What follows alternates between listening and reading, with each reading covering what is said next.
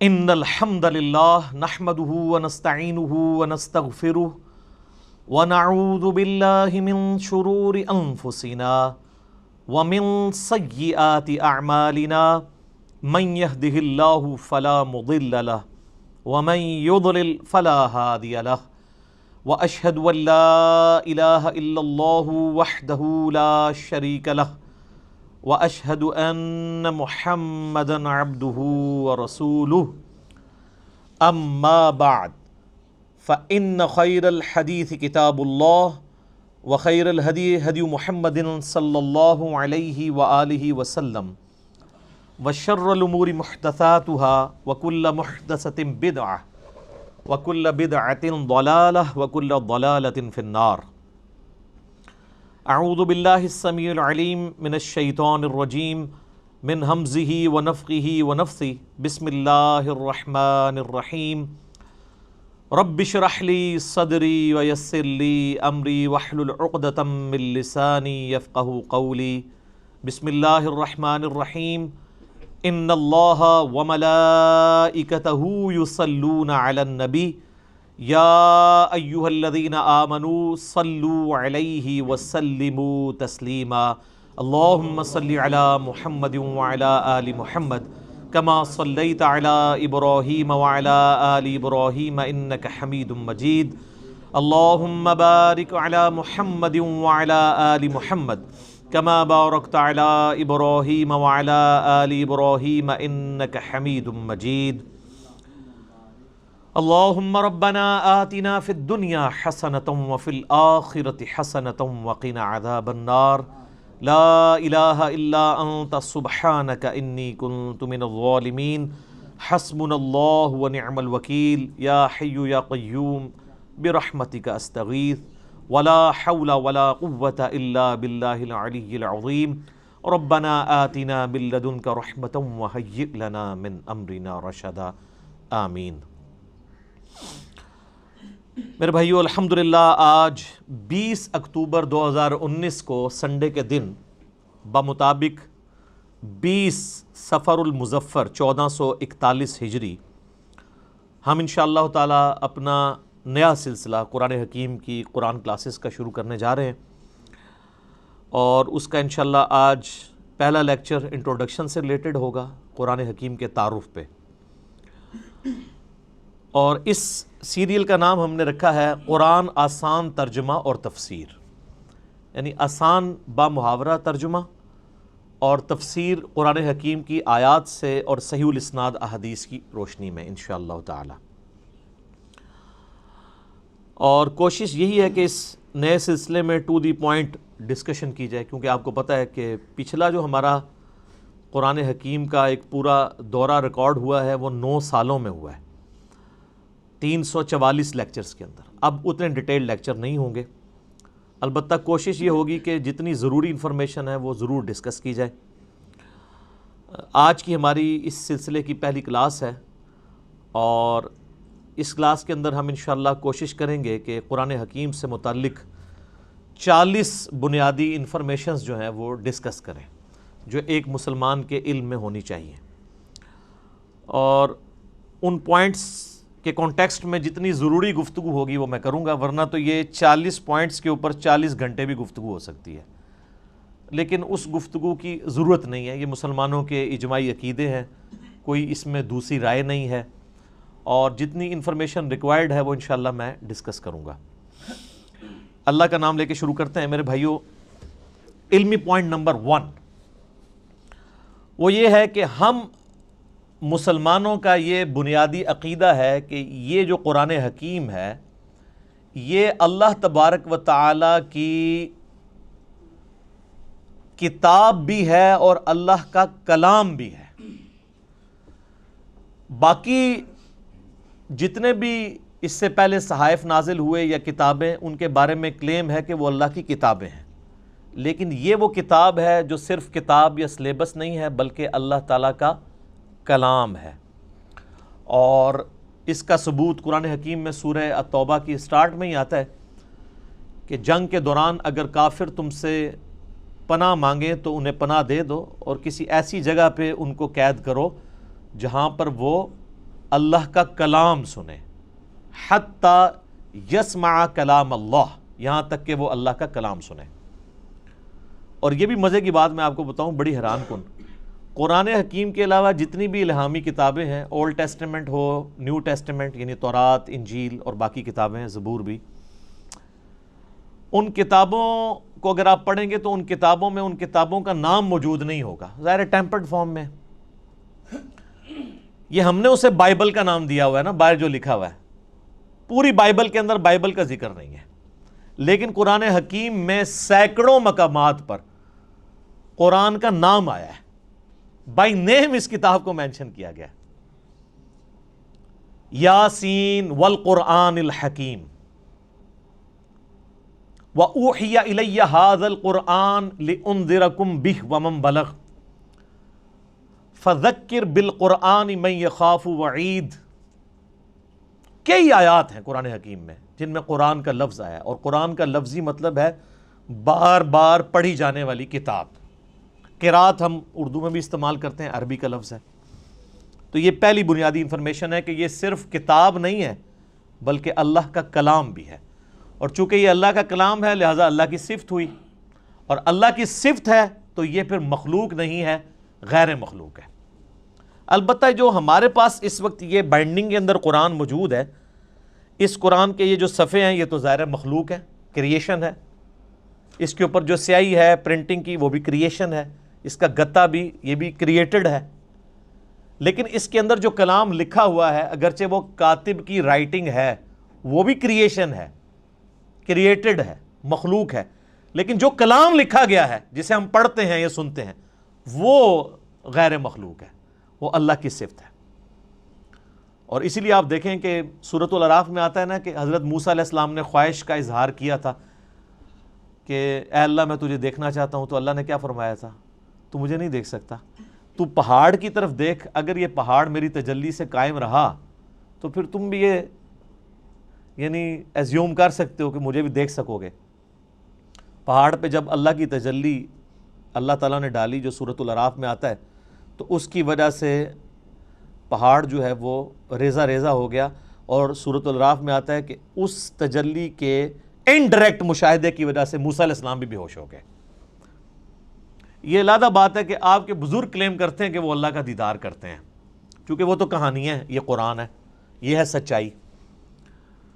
تو یعنی اللہ تعالیٰ کی صفات کے اثرات کیا ہیں، اور سیم اسی طرح کی چیز قرآن حکیم کے بارے میں سورۃ الحشر میں آئی ہے، لو انزلنا ھذا القرآن علی جبل، اگر ہم یہ پہاڑ پر نازل کر دیتے تو پہاڑ بھی اس قرآن کے نزول کی وجہ سے پھٹ جاتا، ریزہ ریزہ ہو جاتا۔ کیوں؟ کیونکہ قرآن اللہ کی صفت ہے، اللہ کا کلام ہے، کلام متکلم کی صفت ہوتا ہے نا، تو اس کا ایفیکٹ یہی ہونا تھا جو اللہ تعالیٰ کی ذات کا ایفیکٹ ہے کہ قرآن اگر کسی پہاڑ پر نازل ہوتا تو وہ بھی اس قرآن کے رعب کی وجہ سے ریزہ ریزہ ہو جاتا۔ سر یہ ہمارے محبوب صلی اللہ علیہ وآلہ وسلم کا مبارک سینہ ہے کہ جس پہ آلموسٹ 23 سال تک قرآن نازل ہوتا رہا ہے، اور اگر آپ بخاری مسلم کی احادیث اٹھا کے دیکھیں تو نبی علیہ السلام کے اوپر ایک کیفیت طاری ہو جایا کرتی تھی جب قرآن کا نزول ہوتا تھا، اور سخت سردیوں میں بھی بخاری مسلم کے الفاظ ہیں کہ آپ صلی اللہ علیہ وآلہ وسلم کے مبارک چہرے پر یعنی پسینہ بہنا شروع ہو جاتا تھا، اتنا وحی کا بوجھ ہوتا تھا، اور اس حالت میں صحابہ کرام آپ کو دیکھ نہیں سکتے تھے، چہرہ مبارک سرخ ہو جاتا تھا، اور جس طرح یہ خراٹے لینے کی آواز ہے نا، اس طرح بخاری مسلم میں آتا ہے اس قسم کی آواز آپ کے منہ سے نکلنا شروع ہو جاتی تھی، اور پھر صحابہ کرام جو ہیں وہ سارے سر جھکا لیتے تھے یوں، اور آپ علیہ السلام کے سر مبارک کے اوپر ایک بڑی چادر دے دی جاتی تھی حتیٰ کہ آپ اپنی وہ اس حالت میں واپس آئیں، یعنی آپ صلی اللہ علیہ وآلہ وسلم پر یہ حالت طاری ہوا کرتی تھی۔ اب یہ علمی پوائنٹ نمبر 1 ہوا ہے جی، ابھی میں اس پہ اور بھی بول سکتا ہوں، لیکن میں جو فی البدی چونکہ میں نے گفتگو کرنی ہوتی ہے، رٹی رٹائی نہیں ہوتی، پوائنٹس میں نے صرف لکھے ہیں کہ مجھے یاد رہے کہ کوئی پوائنٹ سکپ نہ ہو، ادروائز اگر میں ایک ایک پوائنٹ کے اوپر نوٹس بناؤں نا تو پھر یہ 40 لیکچرز میں صرف قرآن کا تعارف ہی ختم ہو، لیکن وہ پھر آپ انٹرسٹ لوز کر جائیں گے. بس اتنی بات کی جائے جو آپ کے انٹرسٹ کی چیز ہے, جس میں آپ کا پریویس نالج بھی انوالو ہو, کچھ نئی بات بھی آپ کی انفارمیشن میں آ جائے. علمی پوائنٹ نمبر 2, ہم مسلمانوں کا یہ اجماعی عقیدہ ہے کہ قرآن حکیم اللہ تعالیٰ نے اپنے آخری پیغمبر سیدنا و مولانا امام اعظم محمد رسول اللہ صلی اللہ علیہ وآلہ وسلم پر نازل فرمایا ہے. یعنی یہ قرآن حکیم سلیبس کی فارم میں نبی علیہ السلام کے ہینڈ اوور نہیں کیا گیا, بلکہ آپ پر یہ نازل ہوا ہے, آپ کے سینہ مبارک کے اوپر. اور اس قرآن کی اتھینٹسٹی آپ صلی اللہ علیہ وآلہ وسلم کی مبارک زبان ہے, اسی لیے آپ کے کریکٹر کو منوایا گیا ہے. سورہ یونس کے سٹارٹ میں بھی آیت نمبر 15-16 میں آتا ہے نا کہ اے نبی علیہ السلام ان سے فرماؤ میں اتنا عرصہ تم میں رہا ہوں, کیا تم نے اس سے پہلے کوئی ایسی بات مجھ سے سنی ہے؟ یعنی میں صادق اور امین ہوں, میں نے کبھی دعویٰ نبوت نہیں کیا اس سے پہلے, نہ کوئی یعنی میری کوئی ایسی خواہش تم نے کبھی آبزرو کی ہو, تو اچانک یعنی چند دنوں کے بعد میں یہ کلیم کر رہا ہوں کہ یہ اللہ کی طرف سے مجھ پر کتاب نازل ہوئی ہے, تو یہ اس بات کا ثبوت ہے میری پریویس زندگی. تو یہ آپ صلی اللہ علیہ وآلہ وسلم پر نازل ہوئی. اب یہ ٹاپک بھی گھنٹوں کا محتاج ہے اگر صرف اس ٹاپک کو ایڈریس کیا جائے کہ نبی علیہ السلام پر یہ قرآن نازل ہوا, اس قرآن کی اتھینٹسٹی کے حوالے سے, لیکن میں اسے سکپ کرتا ہوں. علمی پوائنٹ نمبر 3, ہم مسلمانوں کا یہ عقیدہ ہے کہ قرآن حکیم باللفظ محفوظ ہے. یہ کتاب بالمفہوم نہیں ہے کہ نبی علیہ السلام نے پڑھ کے سنائی تو صحابہ نے جو سمجھا اس کو سلیس عربی کے اندر اپنے یعنی ذہن کے مطابق لکھ دیا. نہیں, ایک ایک لفظ من و ان ویسا ہی ہے جیسا کہ اللہ تعالیٰ نے نازل فرمایا, کوئی انٹرپریٹیشن نہیں ہے اس کی, بالمفہوم نہیں ہے, باللفظ ہے. اور یہ عقیدہ صرف قرآن کے بارے میں. یہ بعض لوگ کہتے ہیں نہیں ہم حدیث کو بھی قرآن کا درجہ دیتے ہیں. حدیث کے بارے میں اجماعی عقیدہ ہے کہ حدیث بالمفہوم ہے. چند باتیں باللفظ بھی ہیں, جیسے ہم نماز کے اندر جو کچھ پڑھتے ہیں وہ بخاری مسلم میں نبی علیہ السلام کی احادیث ملتی ہیں, آپ نے ان کو تعلیم فرمایا.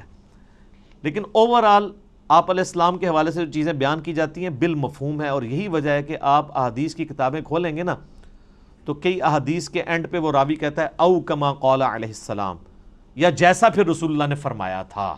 یعنی مجھے یہ بات پتہ چلی, مجھے یوں سمجھ آئی, یا جیسے پھر آپ نے فرمایا تھا, مفہوم یہی تھا.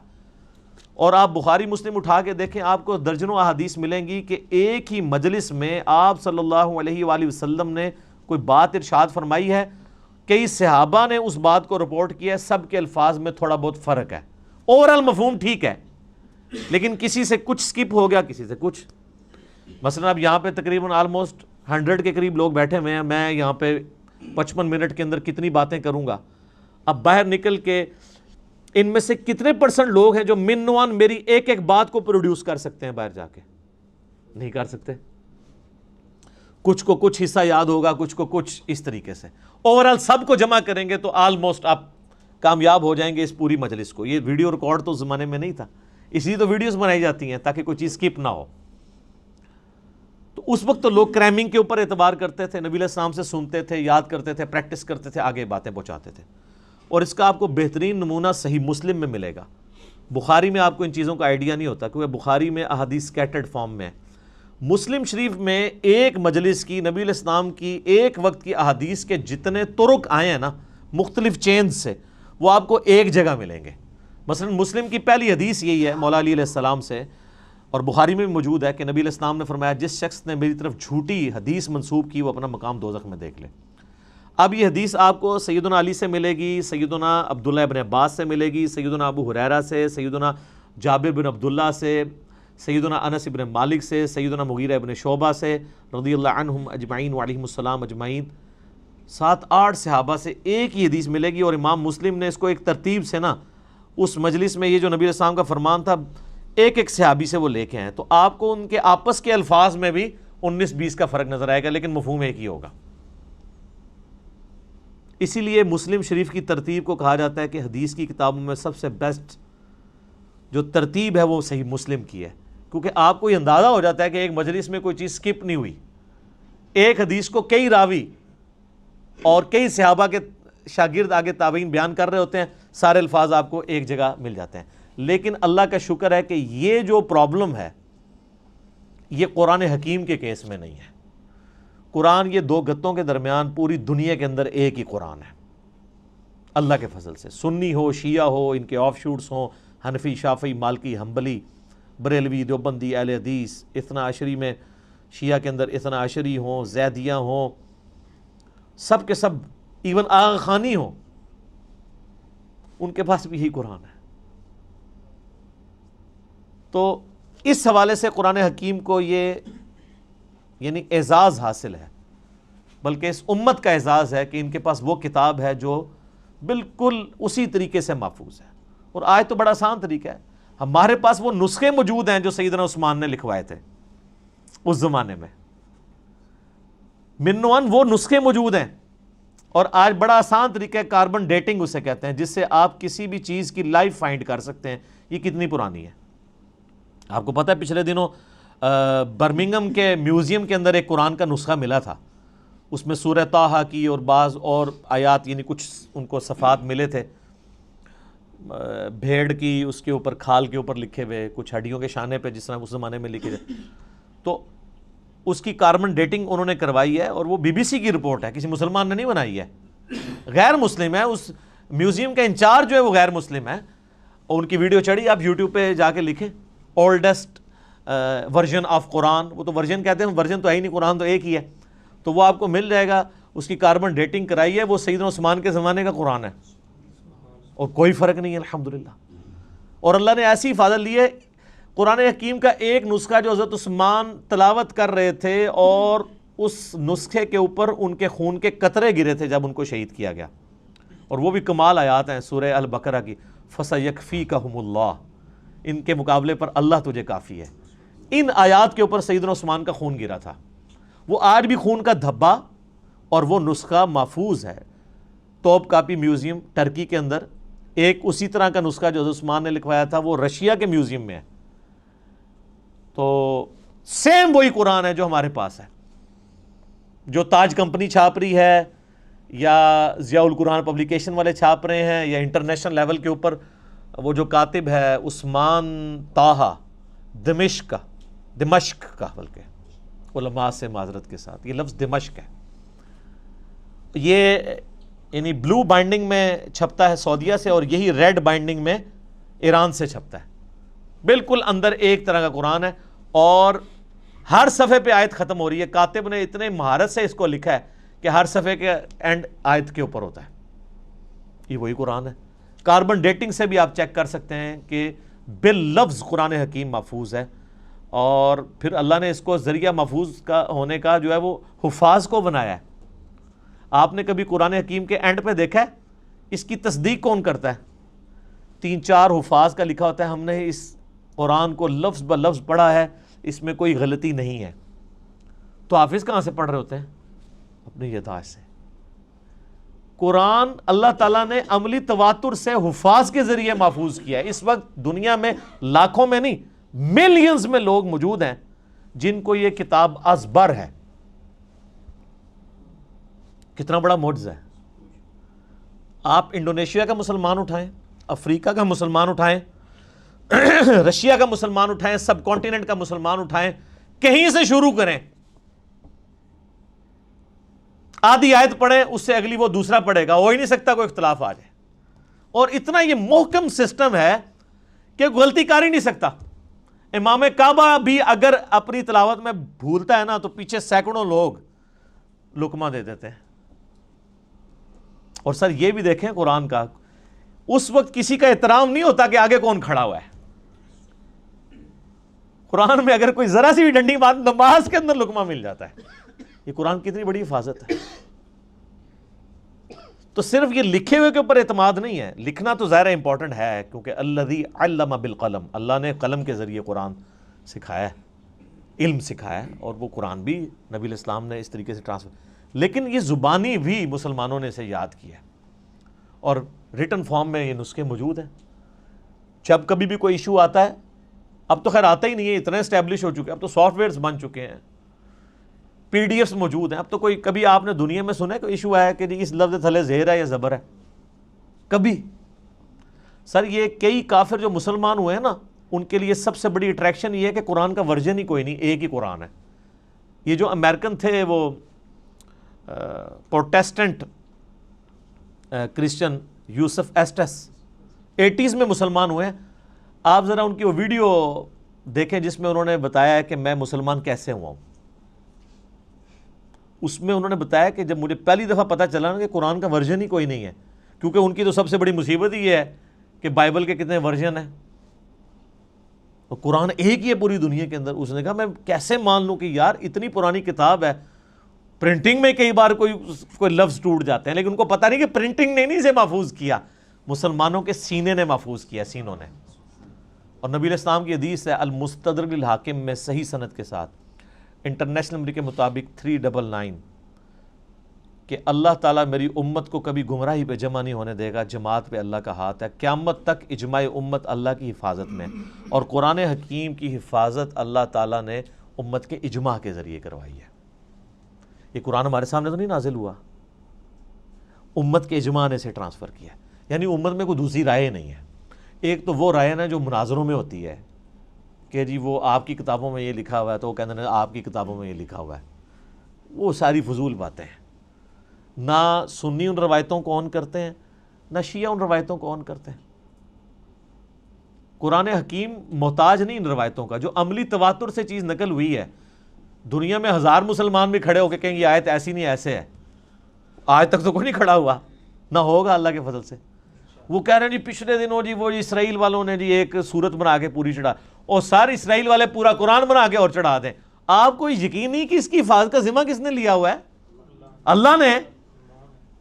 صحابہ کرام کو تو شاید یہ آیت نہ سمجھ آئی ہو اس وقت، ایمان بالغیب ہی ہو، انا نحن نزلنا الذکر وانا لہ لحافظون، سورۃ الحجر آیت نمبر 9۔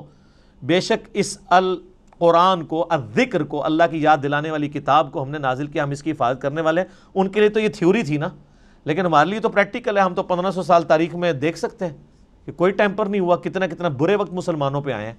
ایک وہ وقت بھی آیا کہ ہلاکو خان نے بغداد کی ساری لائبریریز جو ہیں وہ دریائے دجلہ میں بہا دی تھی، تو قرآن کو تو کوئی فرق نہیں پڑا۔ اور وہ جو برمنگم کا نسخہ ہے نا ان کے پاس جو نکلا ہے، وہ انگریزوں کے دور حکومت میں ان کے پاس وہ نسخہ ہاتھ لگا تھا، پھر وہ انہوں نے انگلینڈ میوزیم میں شفٹ کر دیا تھا، کیونکہ انگریزوں کی حکومت پھر سلطنت عثمانیہ ٹوٹنے کے بعد عراق کے اوپر بھی رہی ہے۔ اس دوران انہوں نے پرانی کسی لائبریری سے اسے شفٹ کیا تھا، جو ہلاکو خان کی تباہی کی وجہ سے بچ گئے ہوئے تھے نسخے۔ تو قرآن حکیم کو اللہ تعالیٰ نے اس طریقے سے محفوظ کیا۔ اچھا، یہ جب میں نے پوائنٹ لکھے تھے نا تو میں نے کہا تھا میں ایک منٹ میں ایک پوائنٹ بیان کروں گا تو 40 منٹ میں ختم ہو جائے گا، لیکن یہ تو ان لوگوں کا ختم ہوتا ہے جنہوں نے خبریں پڑھنی ہوتی ہیں، جنہوں نے درد دل سامنے رکھنا ہوتا ہے، جنہوں نے ایک کمپریہنسو نالج گین کیا ہوتا ہے، جن کو پتہ ہے کہ اس وقت دنیا کیا سوچتی ہے اسلام کے بارے میں، تو ان کے لیے تو پھر یہ ایک پوائنٹ کو ڈسکس کرنا ہے 1 منٹ کے اندر ناممکن ہو جاتا ہے، مختصر یہ کام ہو نہیں سکتا۔ پھر میں نے اپنے بھائیوں سے مشورہ بھی کر لیا تھا کہ اگر ہم بالکل اسٹرکٹلی اس کے ساتھ اٹیچ رہیں گے کہ ہم نے اتنے منٹ میں اتنی چیزوں کو ختم کرنا ہے، تو پھر وہ فی البدی گفتگو کا جو حسن ہے وہ ختم ہو جائے گا، پھر کئی پوائنٹس رہ جائیں گے جو ضروری ہوں گے، جو ایک مسلمان کو پتہ ہونے چاہیے۔ علمی پوائنٹ نمبر 4 وہ یہ ہے میرے بھائیوں کہ قرآن حکیم اپنی اصلی فارم میں لوح محفوظ کے اندر ہے۔ یہ ہمارے ہاتھ میں جو قرآن ہے نا، یہ اس کی اتھینٹک کاپی ہے۔ اصل میں جو قرآن ہے نا وہ اللہ نے لوح محفوظ میں لکھا ہوا ہے، بل ہوا قرآن مجید فی لوح محفوظ۔ سورۃ الواقعہ میں بھی آیا نا کہ وہاں سے اس کو کس نے، تنزیل من رب العالمین، یعنی یہ رب العالمین کا اتارا ہوا ہے۔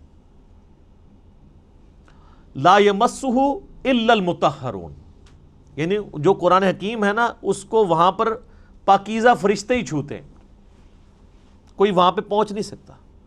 اللہ نے اسے اتارا ہے، یہ جنات کے اثر سے نہیں ہے، شیاطین کے اثر سے نہیں ہے، کیونکہ کافروں کا اعتراض تھا نا کہ جی نبی اسلام، اور بعض میں مخلص بھی تھے کہ یار اچانک زندگی کے 40ویں سال میں آپ غار میں جا کے غار حرا میں بیٹھے ہیں، ہو سکتا ہے کسی آسیب کا سایہ ہو گیا ہو، تو اس کی وجہ سے آپ یہ کلام کر رہے ہیں۔ تو وہ تو پھر آپ کو پتہ ہے سیب کے سائے والوں کی حالت یہ تو نہیں ہوتی، ان کی تو حالت ہی کچھ اور ہوتی ہے۔ وہ صحیح مسلم میں بڑی مشہور حدیث ہے نا، ایک بندہ ہے جو جھاڑ پھونک کیا کرتا تھا سیب کے سائے کے لیے، جادو ٹونا کا علاج، اس کا نام تھا ضماد، عربی میں ضاد میم الف اور دال، اردو میں زماد، کئی مسلمان رکھتے بھی ہیں نام وہ، لیکن وہ جن کے نام زماد ہے نا، ان کو پوچھے نا کہ نام آیا کہاں سے ہے، ان بیچاروں کو مسلم شریف کی حدیث نہیں پتہ ہوگی کہ زماد ہے کون تھا۔ وہ جھاڑ پھونک کیا کرتا تھا، مکے آیا تو اس نے سنا کہ یہاں پہ ایک شخص ہے کہ جو بڑا ایک ڈائنامک اس کی لائف تھی، یعنی وہ سب کی آنکھوں کا تارا تھا، ایک کامیاب تاجر بھی تھا اور لوگ اس کے پاس امانتیں رکھواتے تھے، بڑا زبردست، یعنی وہ ایک سمجھ لیں کہ اس معاشرے کے ایلیٹ طبقہ تھا۔ تو اچانک اس کو کچھ ہو گیا اور لوگ پریشان ہیں۔ ظاہر ہے جس نے 40 سال تک کوئی بات ہی نہ کی ہو اس ٹاپک پہ، اور اب وہ کہے کہ میں اللہ کا پیغمبر ہوں، مجھ پہ یہ کلام نازل ہوئے، تو لوگ تو پریشان ہو جائیں گے۔ تو اس نے کہا کہ میں جھاڑ پھونک جانتا ہوں، اگر تو مجھے اس کے پاس لے جاؤ تو مجھے امید ہے کہ میں اس کا علاج کر دوں گا۔ اس کو کیا پتا تھا کہ علاج اس کا نہیں، اس کا اپنا ہو جائے گا۔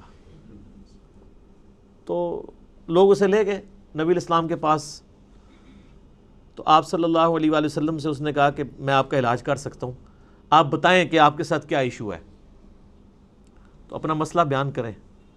تو آپ صلی اللہ علیہ وآلہ وسلم نے نا کوئی بات نہیں کی، قرآن بھی نہیں پڑھا۔ آپ جو تقریر سے پہلے خطبہ دیتے تھے نا، آپ نے بس وہ پڑھا، ان الحمد للہ نحمدہ ونستعینہ ونستغفرہ ونعوذ باللہ من شرور انفسنا ومن سیئات اعمالنا من یہدہ اللہ فلا مضل لہ ومن یضلل فلا ہادی لہ واشہد ان لا الہ الا اللہ وحدہ لا شریک لہ واشہد ان محمدا عبدہ ورسولہ۔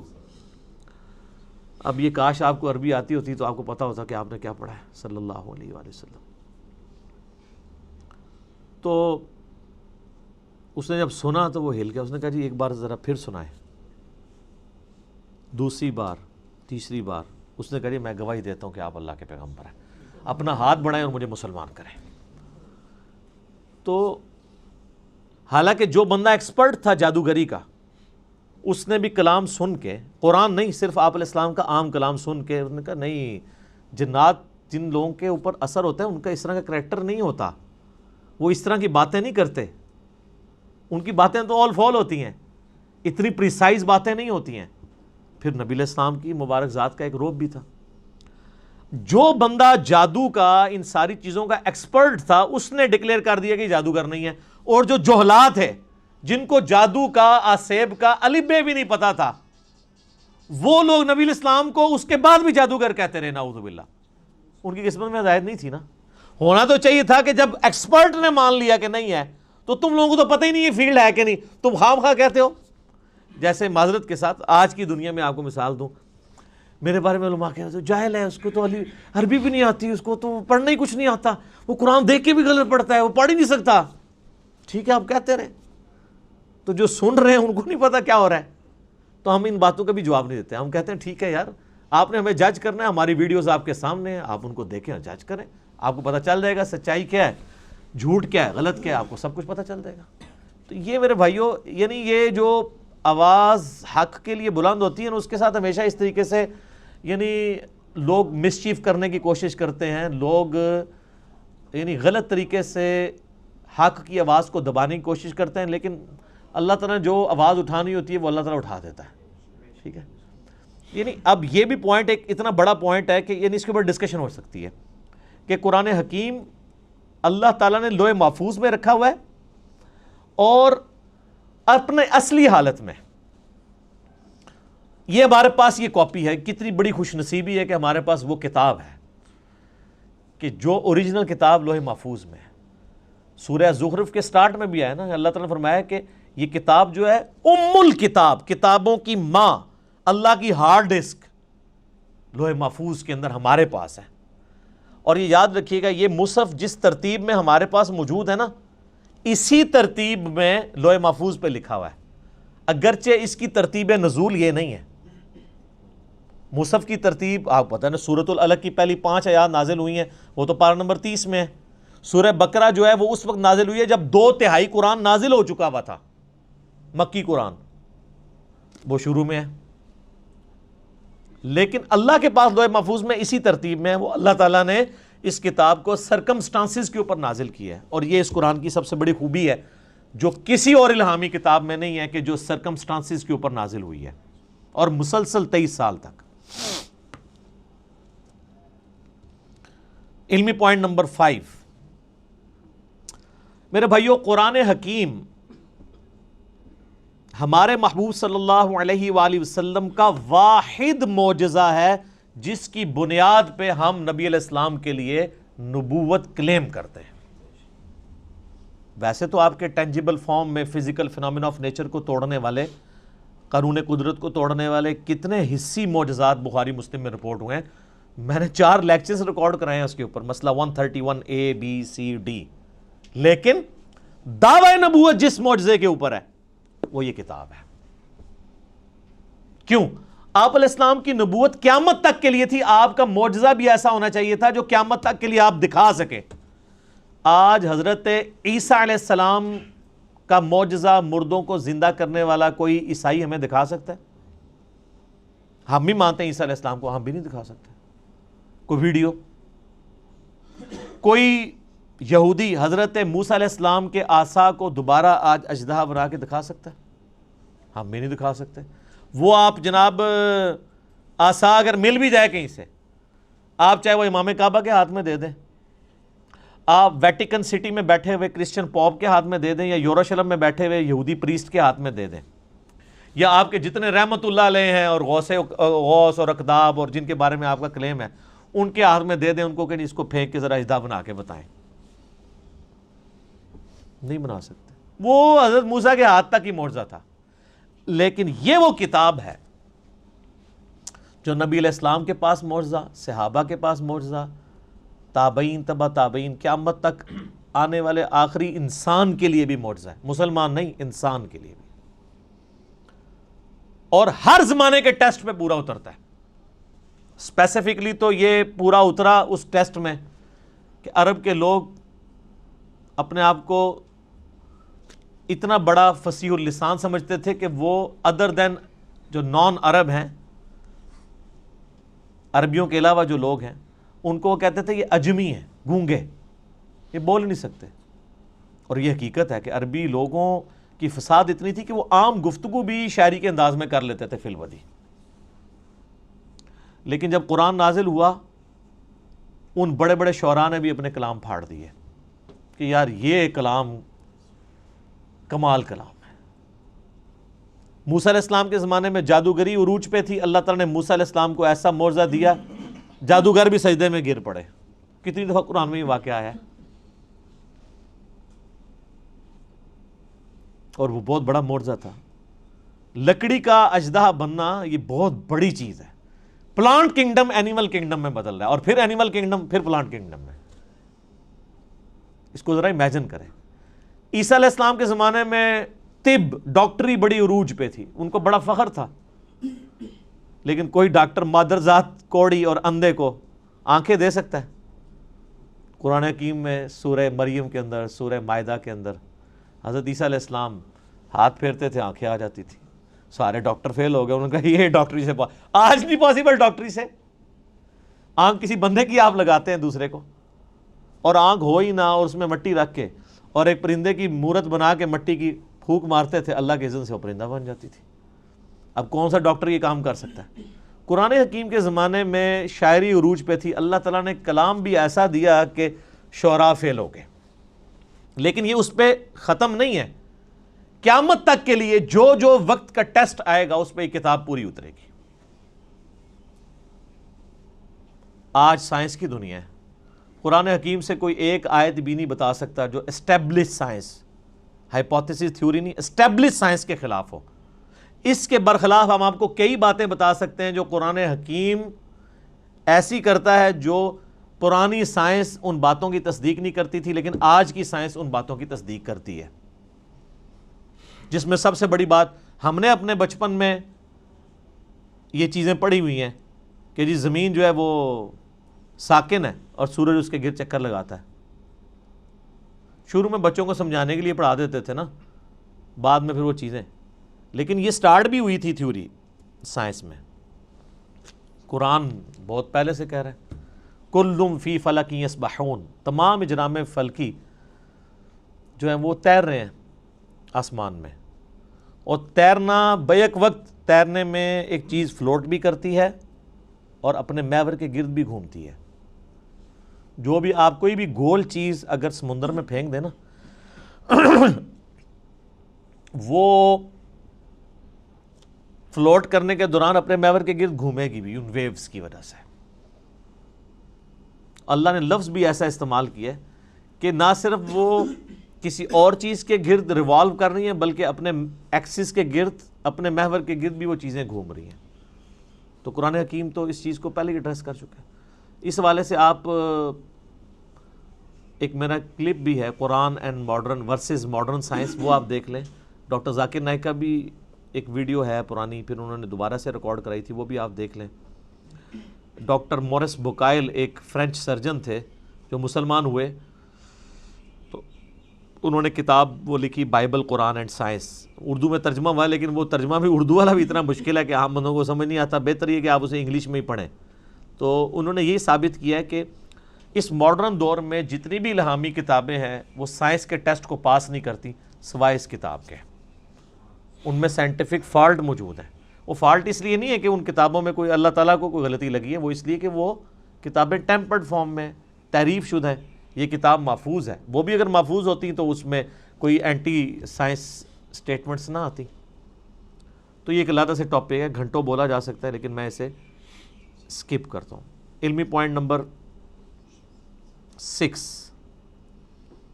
اور وہ ہے میرے بھائیوں قرآن حکیم کی پیش گوئی اگلی کتابوں میں بھی موجود ہے, اس سے پہلے جو گزر چکی. اگلی سے مراد ہوتا ہے جو آگے گزر چکی. ہم ویسے اگلی سے مراد کرتے ہیں جو آگے آنے والے ہیں, لیکن اردو تھوڑی سیکھیں. اگلے سے مراد ہوتا ہے جو پہلے لوگ گزر چکے ہیں. ہم پچھلے ہیں جو پیچھے پیچھے ان کے آ رہے ہیں, کیونکہ لوگ اپنی منزل کی طرف جا رہے ہیں نا. صحابہ کرام ہمارے اگلے ہیں, ہم ان کے پچھلے ہیں. تو جن کو اردو نہیں آتی وہ بیچارے الٹ سمجھ رہے ہوتے ہیں. تو اگلی کتابیں ہیں تورات, زبور, انجیل, اولڈ ٹیسٹمنٹ, نیو ٹیسٹمنٹ کی فارم میں جو اویلیبل ہیں, ان کتابوں میں اس کی پیش گوئیاں موجود ہیں الکتاب کی فارم میں, کہ الکتاب اس طرح آخری پیغمبر کے اوپر نازل ہوگی. نبی علیہ السلام کی پریڈکشنز موجود ہیں. سورۃ الاعراف میں آتا ہے, اللہ تعالیٰ فرماتا ہے کہ ان کے اندر وہ پیغمبر آئے ہیں جن کی یہ پیش گوئیاں تورات اور انجیل کے اندر لکھی ہوئی پاتے ہیں. سورۃ الانعام کے اندر آیا کہ یہ پروفٹ وہ ہیں کہ یہ اپنے بیٹوں سے زیادہ ان کو پہچانتے ہیں, کہ یہ وہی پیغمبر ہیں جن کی پریڈکشنز تورات اور انجیل کے اندر موجود ہیں. اپنے بیٹے کے بارے میں تو شک نہیں ہوتا نا کسی کو, کہ بچپن سے ظاہر اس کے سامنے پیدا ہوتا ہے, باپ جانتا ہوتا ہے. اس سے زیادہ نبی علیہ السلام کو یہ جانتے ہیں کہ وہی پیغمبر ہیں, لیکن نہیں مانا انہوں نے. نہیں ماننا ہوگا تو آپ جتنے مرضی دلائل رکھیں. ایون آج ٹیمپرڈ فارم میں جو تورات اور انجیل موجود ہے نا, اس میں بھی آپ کو نبی علیہ السلام کی پروفیسیز مل جائیں گی. اس کے اوپر بھی کئی ایک ویڈیوز نیٹ کے اوپر رکھی ہوئی ہیں. Similarities between Christianity and Islam, similarities between Hinduism and Islam. Doctor Zakir Naik کی ویڈیوز ہیں, انہوں نے کتنی چیزیں پروف کی ہیں, موجود ہیں, جس سے, اور یہ بیسیکلی انہوں نے زیادہ تر محنت تو کی تھی احمد دیدار صاحب نے رحمہ اللہ تعالی, انہی سے ہی کاپی کیا ہے انہوں نے, خصوصاً کرسچینٹی کے پوائنٹ آف ویو سے. باقی جہاں تک ہندوازم اور باقی چیزوں کا تعلق ہے وہ ڈاکٹر ذاکر نائک کو کریڈٹ جاتا ہے کہ یہ انہوں نے ویلیو ایڈیشن کی ہے احمد دیدار صاحب کے کام کے اندر, کوئی شک نہیں اس کے اندر. تو آپ پروفیسیز دیکھیں. اس وقت جو آپ کو وہ انارکلی جو بازار بائبل سوسائٹی والوں کو آپ لیٹر لکھیں, وہ فری آپ کے گھر بائبل بھجوا دیں گے. نیٹ کے اوپر PDF رکھا ہوا ہے. ویسے وہ منگوانے سے پہلے قرآن جو آپ کے گھر غلاف میں ہے اس کو خود پڑھ لیں. لوگ وہ بائبل منگوا لیتے ہیں, قرآن نہیں منگوا کے پڑھتے. قرآن بلکہ منگوانا بھی نہیں, گھر پڑا ہوا ہے. میں اسی لیے قرآن کے غلافوں کے بڑا خلاف ہوں. یہ غلاف کے اندر جو قرآن ہے کو نہیں کھولتا, کیونکہ جب بندہ یہ تصور کرتا ہے نا اس کو یوں یوں کر کے کھولنا ہے, پھر یوں یوں بند کرنا ہے, وہ بند ہی پڑا رہتا ہے. کتابیں بھی آپ کسی کو گفٹ کریں اس کے اوپر سے ساری وہ پیکنگز اتار کے دیا کریں, کبھی شاید وہ کھول کے پڑھ ہی لے. وہ آپ پڑھیں تو اس میں آپ کو ڈیوٹرانومی چیپٹر جو ہے تورات کے اندر، اولڈ ٹیسٹمنٹ کے اندر ملے گا، اس کا باب نمبر 18 ہے، اس میں آیت نمبر 18 ہے کہ موسیٰ علیہ السلام کو اللہ تعالیٰ نے وحی کی کہ اے موسیٰ میں تیرے بھائیوں میں سے، بھائی کون؟ بنو اسماعیل، بنو اسرائیل کے بھائی بنو اسماعیل.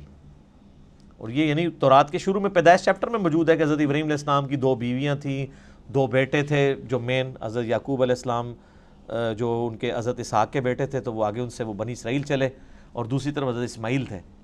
تو میں تیرے بھائیوں یعنی بنو اسماعیل میں سے، بلکہ آج بھی آپ اسرائیل والوں سے پوچھیں، عرب لوگ وہ کہتے ہیں ہمارے کزنز ہیں، وہ مانتے ہیں اس بات کو، عربی ان کو کزن مانتے ہیں. اس لیے ہمیں شک پڑتا ہے اندر سے دونوں ملے ہوئے نہ ہوں، جو کچھ مسلمانوں کے خلاف یہ لوگ کر رہے ہوتے ہیں. ہم اسرائیل کو تسلیم نہیں کیے بیٹھے ہوئے اسلام کی حمیت میں، اور جن لوگوں کی اصل دشمنی تھی وہ ان کے ساتھ پینگیں بڑھا رہے ہیں. تو وہ ڈیوٹرانومی چیپٹر میں 18 نمبر میں آیت نمبر 18 ہے، موسیٰ میں تیرے ان یعنی ماننے والوں کے بھائیوں میں یعنی ان کے کزنز کے اندر تیری مانند ایک رسول اٹھاؤں گا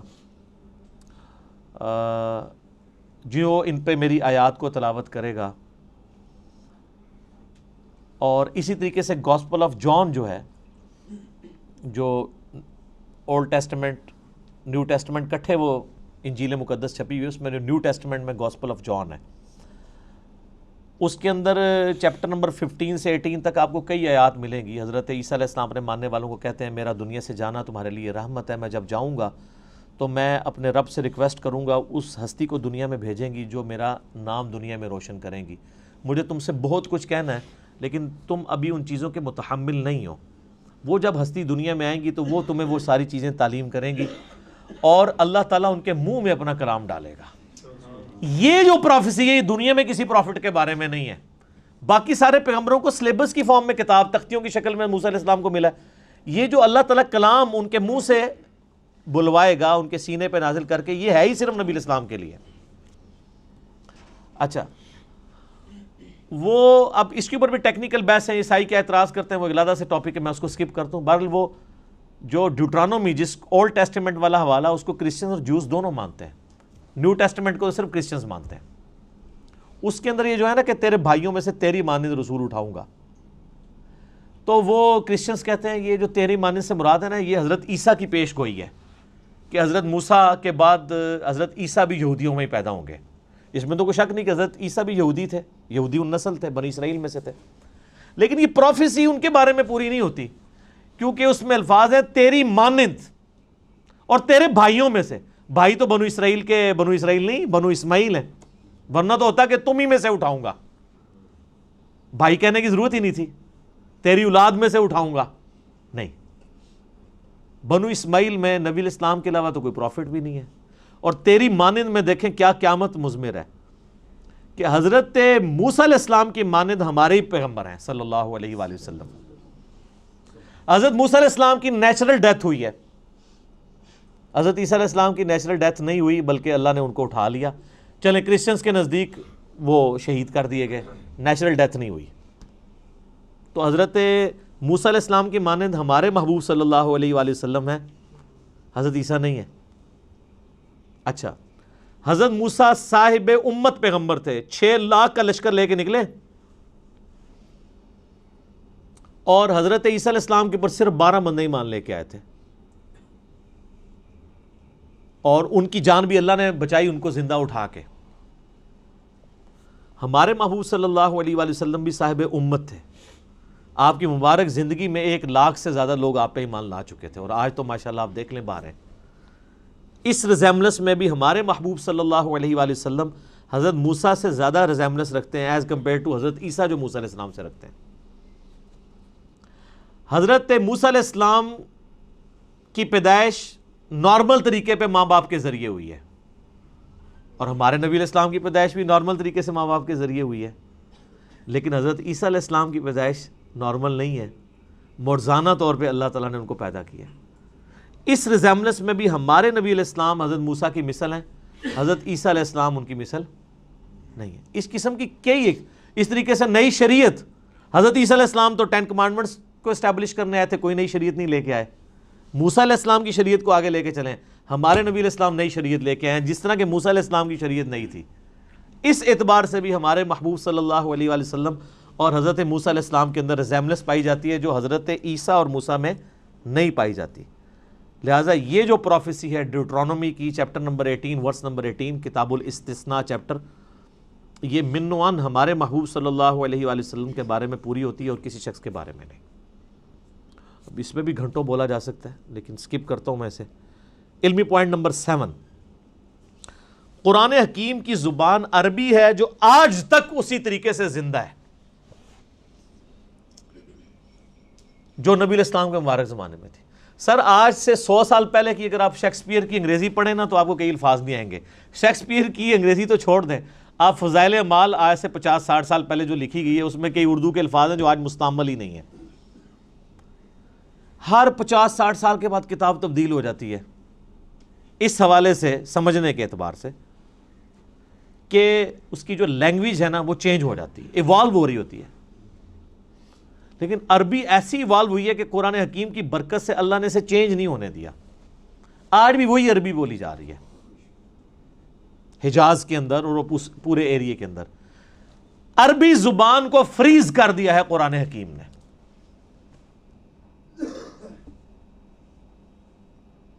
اور قرآن حکیم میں سورہ یوسف کے سٹارٹ میں بھی آیا اِنَّا جَعَلْنَاهُ قُرْآنًا عَرَبِيًّا لَعَلَّكُمْ تَعْقِلُونَ. ہم نے قرآن عربی میں نازل کیا ہے تاکہ تم اس کو سمجھ سکو، تمہاری اپنی زبان میں نازل کیا ہے.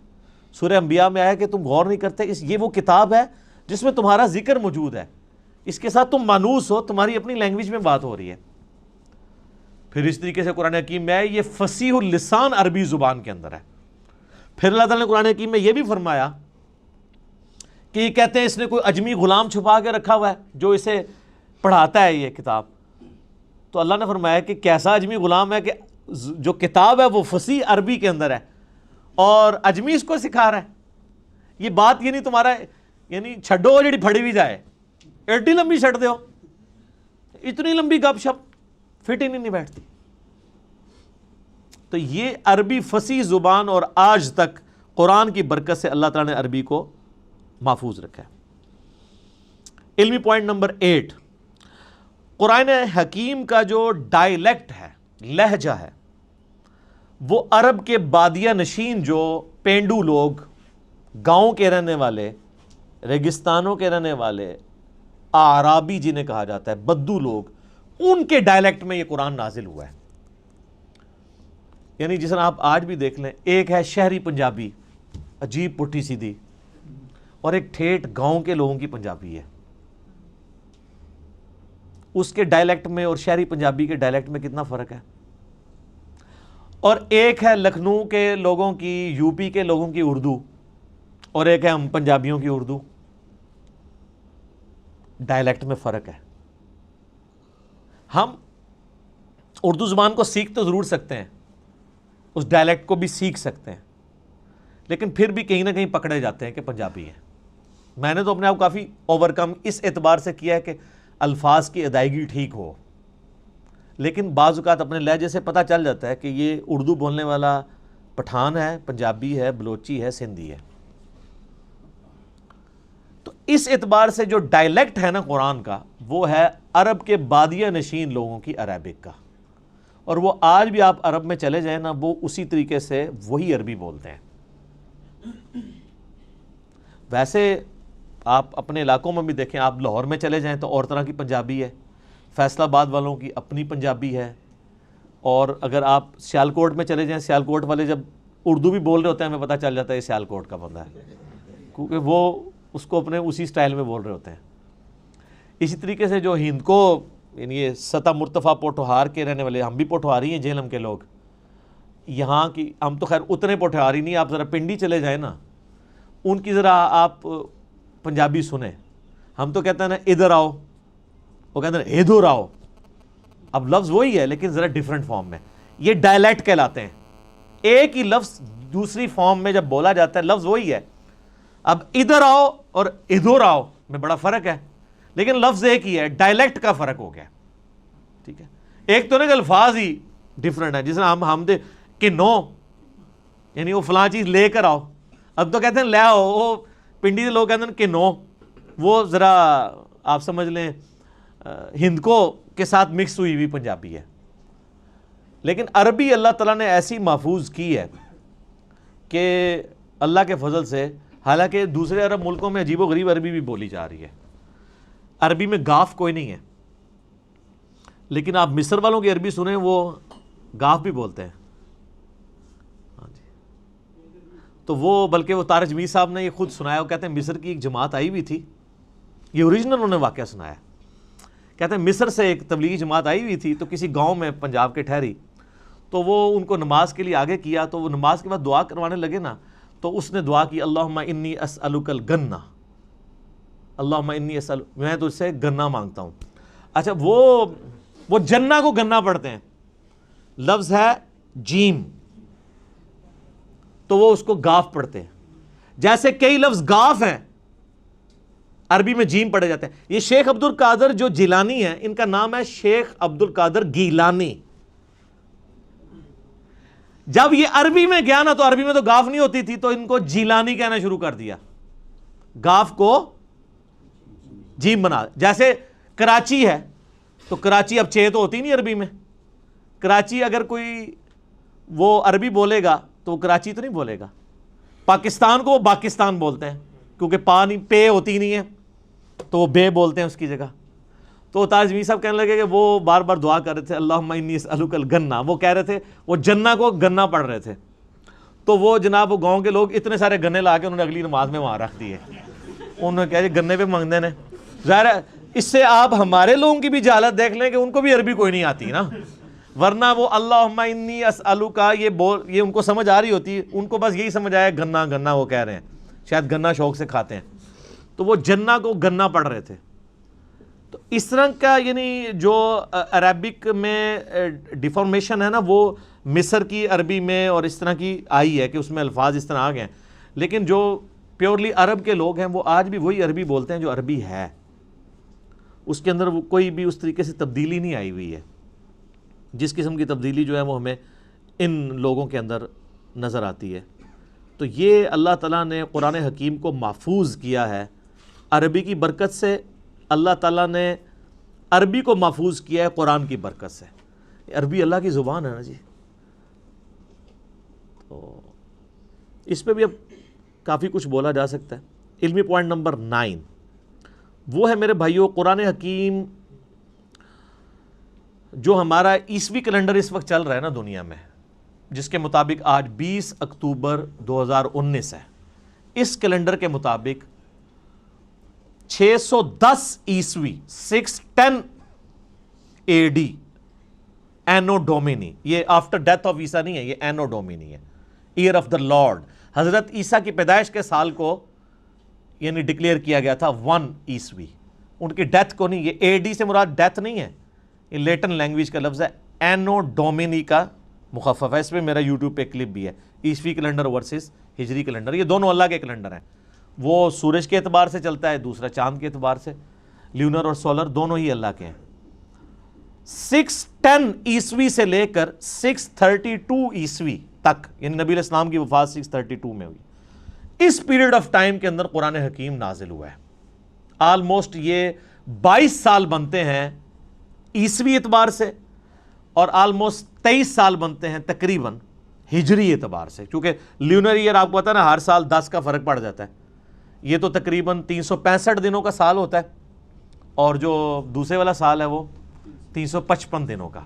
تو 10 سال کا فرق پڑتا رہے 20 سال تک، تو 200 دن کا فرق پڑ گیا نا، آلموسٹ پونے سال کا فرق پڑ جاتا ہے.